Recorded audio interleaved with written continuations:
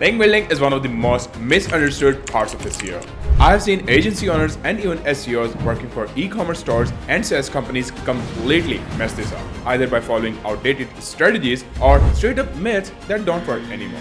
If you're still stuck believing some of these misconceptions, you might be wasting time, money, and effort without seeing any real ranking improvements. In this video, I'll break down the biggest misconceptions about link building and what actually works in 2025. So, without further ado, let's get started.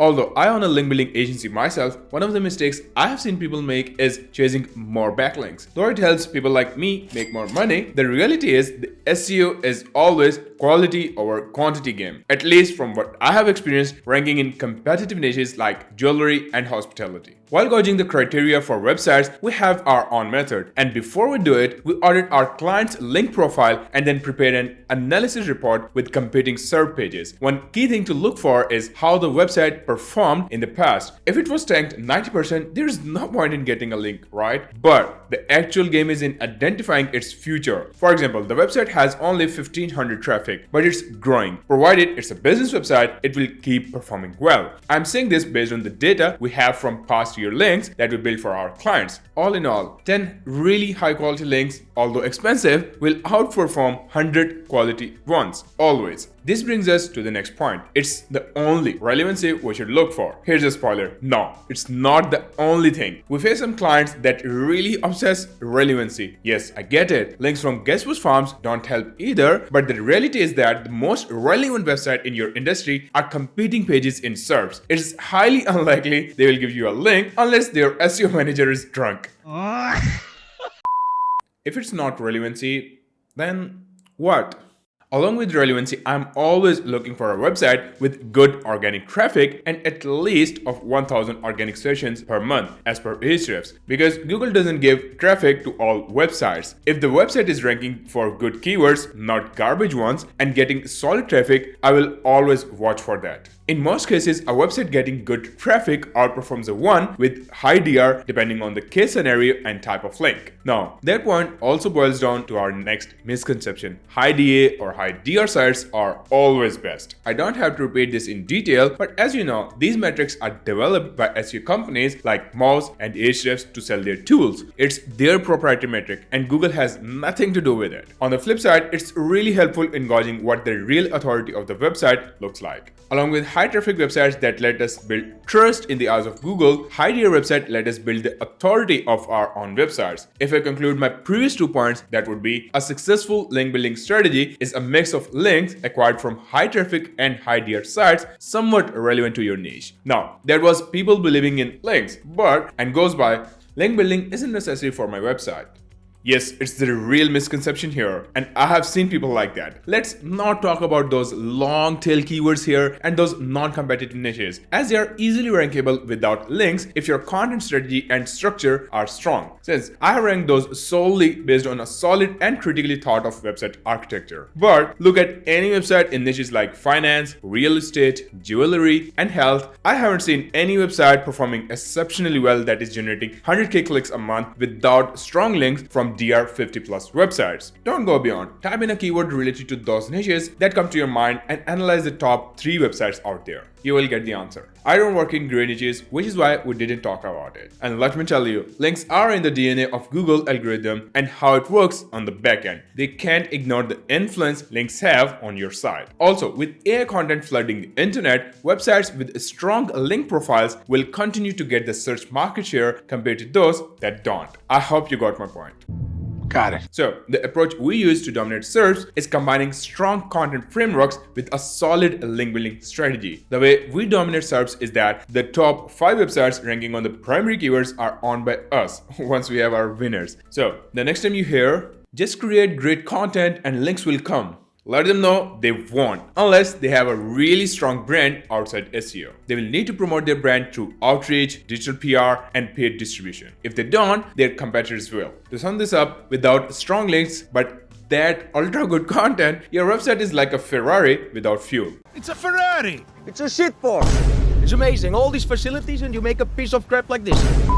The next misconception is among local SEO guys believing in ranking for near me keywords or generally local keywords with just backlinks. There is a big confusion between citations and backlinks, when in reality, both of them are entirely different. I understand the reason for this confusion because most of the work is done by VAs working under managers. So when they are granted the campaign, they would try the same traditional stuff used to rank for content first businesses. I know it's not only the case, but we face this with some agencies we work with as white label partners. So the point here is that backlinks do help with local search optimization, but they aren't the only thing. Google's local search algorithm is heavily influenced by proximity, relevance, and prominence, not just backlinks. Alright, since we talked about local SEO here, there is another industry heavily influenced by links: SEOs. Rarely is the case the SEOs website allow you to publish new content, that is a guest post, unless you have got a really good profile online. So the SEOs links are built by ABC link exchanges, which is a win-win for everyone with link insertions. To learn about it, watch my CM SEO recap video where Shaurya shared his approach. Due to these link exchanges, some clients are afraid these can lead to penalties. I think that's really the case, unless you are leaving clear footprints yourself. Yes, reciprocal links are something you should be worried about and hold your link building team accountable, but as far as you strategically approach these exchanges, you're good to go. Just keep one thing in mind: be very careful with niche edits, as they can be hacked sites as well. Since we're talking about link insertions here, there is a huge misconception about using exact match anchor text. Being an expert, you know how to go about it, not your client. So it's your responsibility to educate them if they don't know it already. What I've seen in most cases is that clients still believe that using exact match anchors will benefit them more. It's especially the case when you are working with agencies or clients who know about SEO, but not on the practical level. The way we do it is that we go ahead and build anchor text reports for the pages we are building links to based on the competitors' ranking for it. If you want to learn more about it, please watch my anchor text strategy video on this channel once you are done with this one.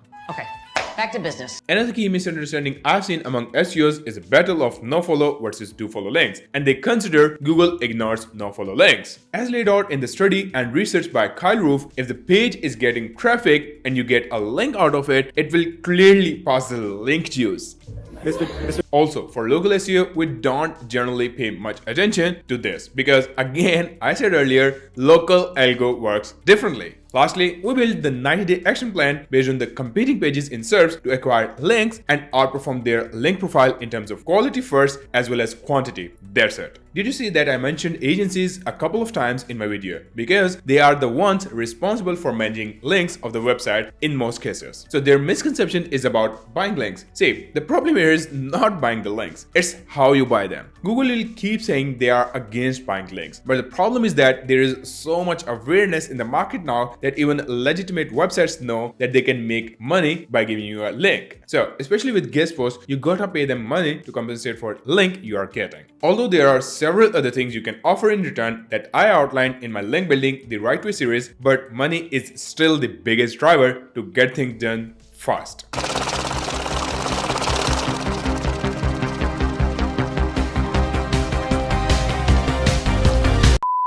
That's it for this video. If you have fallen for any of these myths, don't worry. I did too when I started. The key is to focus on what actually works: quality over quantity, relevance over raw metrics, and strategic link building instead of shortcuts. Let me know in the comments what's the worst link building myth you have heard recently. Thank you so much for watching. See you in the next one. Bye bye.